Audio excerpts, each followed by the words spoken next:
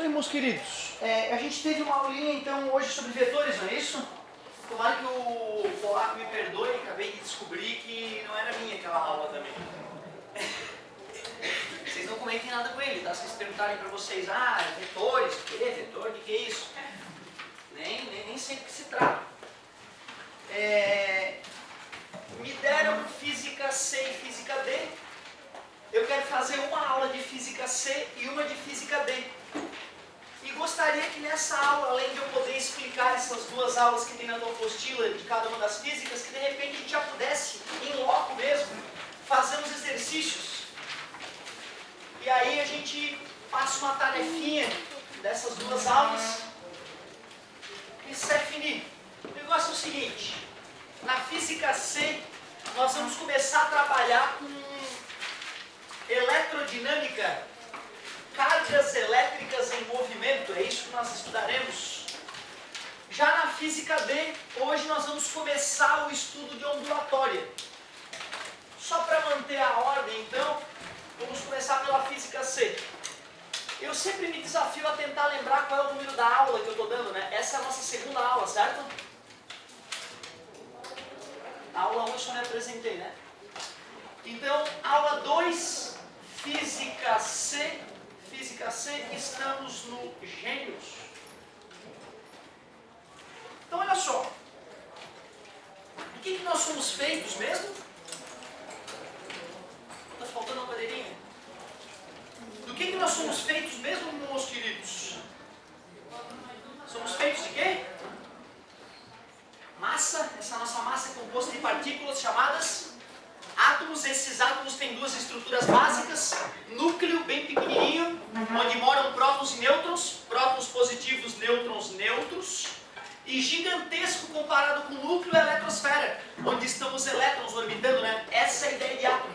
Para a gente entender bem esta aula, bacana a gente relembrar a ideia de átomo. Átomo, então, em grego, partícula indivisível seria a tradução, né? É aquela ideia que nasce Leucipo e Demócrito na Grécia Antiga, né? Filosofando. Será que dá para ir dividindo a matéria para todos? Sempre surgiu a ideia de que não. Começou a surgir a ideia de átomo. Mas só em 1900, com a experiência da fina lâmina de ouro de Rutherford e Bohr, é que nós descobrimos que os prótons e nêutrons abrigam o núcleo e gigantesco comparado com o núcleo é a eletrosfera, onde estão os elétrons. Vai dizer que esse não é um desenho clássico de átomo. Só que é um desenho idiota, tosco, que não representa a verdade, né? Até porque esse desenho é estático e o átomo é um ser vibrante. À medida que esses elétrons orbitam aqui na eletrosfera, o átomo vibra. O que mede, inclusive, essa vibração é a temperatura, né? A temperatura mede o quanto o átomo está vibrando. Se vibra pouco, o átomo está com baixa temperatura. Aí começa a esquentar. Vibra mais. Quero então que tu lembre o nome dessas estruturas, núcleo, e quero que tu lembre o nome dos moradores. No núcleo, prótons e nêutrons. Já vi questões de vestibular discutir que os prótons são feitos de 2 quark up e 1 quark down, outras partículas, né, menores, e 1 quark down. E o nêutron é feito de 2 quarks down e 1 quark up. Então já vi vestibular fazer esse tipo de comentário, não custa eu acrescentar então esse comentário. Então os prótons e nêutrons são feitos de outras partículas chamadas quarks. Quarks são partículas tão elementares quanto os elétrons. Quark up, e esse Dzinho é de quark down. E esse upzinho, quark up, quark down. Loucura, né, cara? A gente tem esse conhecimento todo já sobre a matéria. Aqui na eletrosfera, nós temos como moradores os elétrons.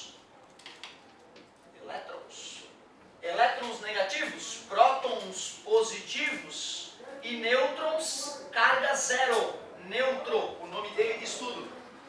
O mais maluco é que o homem foi fazendo investigações e conseguiu descobrir qual é a carga de um próton, qual é a carga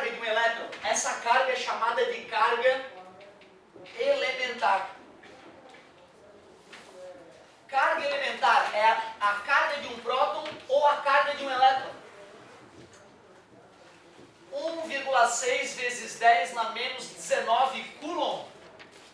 Esse Czinho, Coulomb, é a unidade de carga elétrica do sistema internacional. E aqui um momento interessante. Poxa, o que é um corpo neutro? Corpo neutro, pessoal, nada mais é que o corpo que tem o número de prótons igual ao número de elétrons. Já que eu te falei que a carga elementar é a carga de um próton, é a carga do elétron, esse mais serve para o próton positivo. O menos serviria se estivéssemos falando de elétrons.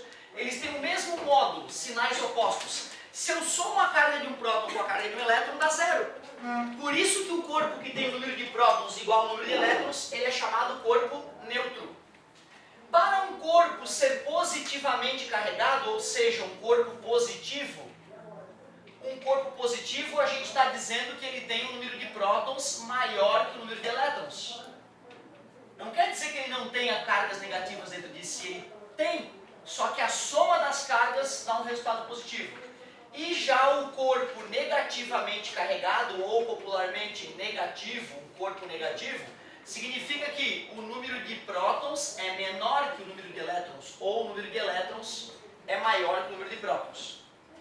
E com isso tem uma pegadinha clássica de vestibular. O vestibular volta e meia afirma: corpo neutro é aquele que não tem carga. Aí é só tu te lembrar que os corpos são feitos de átomos e que o átomo é cheio de carga. Certo? Então tomem cuidado com essa pegadinha. Falso, corpo neutro tem carga sim, só que o número das cargas positivas e das cargas negativas se equivalem e o resultado final é zero. Cuidado com isso. Bom, peraí. O homem foi investigando o átomo, conseguiu inclusive calcular a carga elementar, a carga de um próton e a carga de um elétron. Se eu puder contar então quantos prótons e quantos elétrons existem em um corpo, eu consigo descobrir a carga total da brincadeira. Se eu quiser calcular então a quantidade de carga elétrica, olha como é simples a ideia, já vou liberar. Quantidade de carga elétrica. Que de quantidade? É só tu pegar o número de partículas em excesso e multiplicar pela carga dessas partículas. Quase como comprar bala na padaria. Se tu sabe o número de balas que tu comprou e o preço de cada bala, tu multiplica e sabe o preço que tu vai pagar. Só que não é o preço da bala agora, é a carga do elétron ou do próton. Se tu tem 1 milhão de prótons em excesso, multiplica 1 milhão pelo valor da carga elementar e pronto, vais obter a carga do corpo. Simples assim, como eu já vou exemplificar numericamente. Mas antes um recadinho. Só vou entregar a listinha dos materiais.